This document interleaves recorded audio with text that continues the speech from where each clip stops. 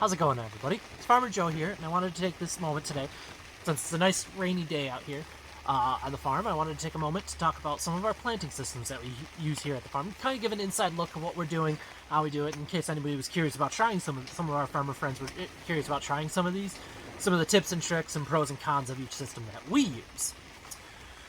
So we use three main systems here on the farm.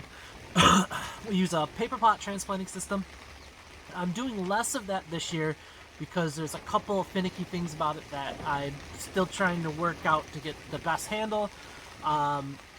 Soil blocking, and then of course the typical traditional plastic pots. So we'll start talking about the paper pot transplanting system first. I started using that about, I think, 3 years now. It's a paper chain pot system. So you plant everything in a paper chain and it transplants it. You pull the transplanter along, and what's really nice about it is I can do a 100-foot row in about 2 minutes. Just pull it right along and invest. The problem with the system is when it works wonderfully. It saves time, energy. It's so easy. When it doesn't work, it's very, very frustrating to me. If you actually watch me on the farm doing it and it's a day that it's not working you might learn some new colorful, or hear some new colorful language.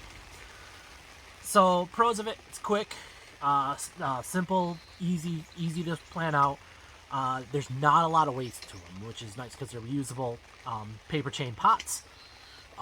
You plant them right in the pots in the ground, and the paper will break down over time. Reusable trays. So the trays, you once you buy all the system to set up, you reuse the trays over and over again, except for you have to buy new paper chains.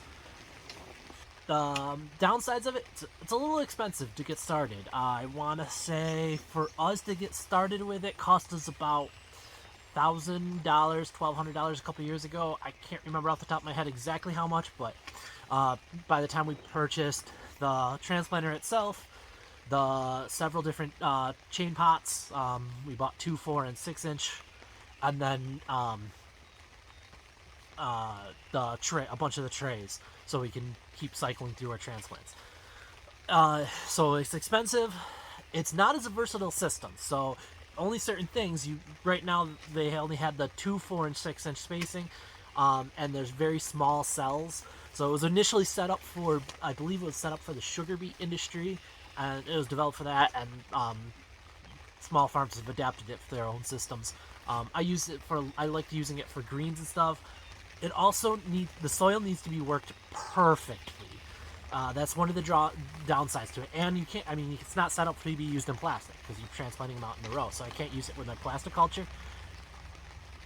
And if there's any kind of debris in the soil, sticks, plant matter, it tends not to work, and the chains will bind up, and they don't bury well, and so it can be a very finicky system. But once you get the ground work perfectly, rototill it right away, plant it works amazing.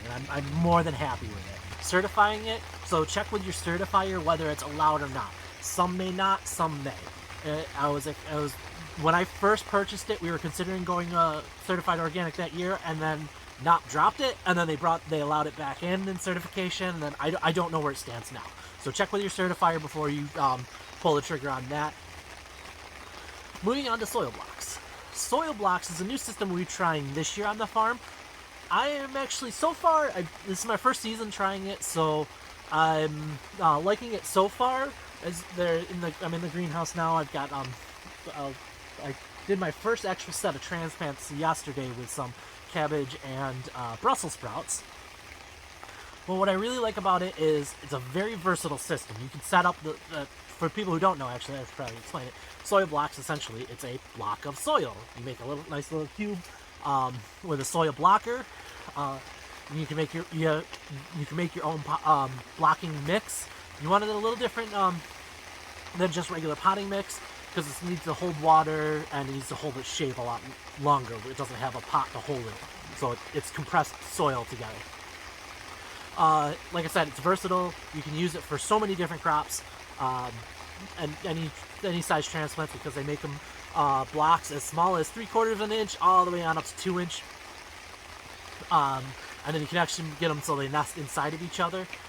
Haven't played around too much with that, but like I said, the 1 inch blocks are pretty good for us here on the farm. I can grow just about anything in them. They get to good size. What's really probably the biggest advantage is the roots actually become air pruned because you're using an exposed soil block. So the roots will get to the edge of the block and then they'll air prune themselves. That way you don't get root bound. That way your transplants don't get root bound. There's very little waste. So far they've been easy to transplant. It's a moderate startup, so you just need the soil blockers and then to be able to make your own soil blocking mix, or you could purchase a pre-made soil block mix, and you can transplant into plastic. One of the big drawbacks I've noticed this year is that soil blocks tend to dry out a lot quicker, especially in the greenhouse when those warmer days. I have to pay extra caution to those. It's better to bottom water them because then it will retain moisture longer in it rather than overhead irrigating it. And then of course, the third system we use here on the farm is the tried and true plastic pots. They're cheap, easy to use. You can get whatever pots you need for whatever you're growing, in the perfect size for whatever size seedling you're using, whether it's larger ones for tomatoes and cucumbers, eggplants, or smaller ones for your lettuces, greens that you can get right out into the field with a shorter turnaround. Obviously, the downsides with those, there's a lot of waste with them. You can reuse the trays, which we do here on the farm. We do reuse them, but you have to be careful. You have to sanitize them, clean them, make sure that way you don't cross any pathogens from year to year, from crop to crop. So yeah, those are basically the three systems that we use here on the farm. Like I said, the paper pot transplanter, it's a really interesting system. I'm happy with it overall. There's some tweaks that we need to do with it here on the farm to get it to work perfectly.